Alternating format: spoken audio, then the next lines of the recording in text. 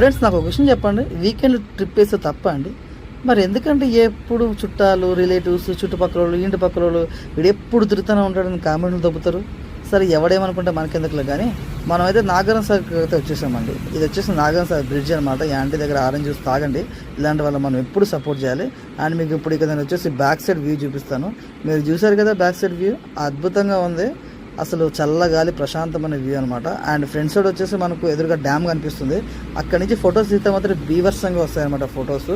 And full enjoy చేయొచ్చు. And మా పాప చూసారా ఎలా ఎంజాయ్ చేస్తుందో, మీ అందరికీ హాయ్ చెప్తుంది. మీరు కూడా కామెంట్లో హాయ్ చెప్పండి, లేకపోతే మా పాప ఫీల్ అవుతుంది.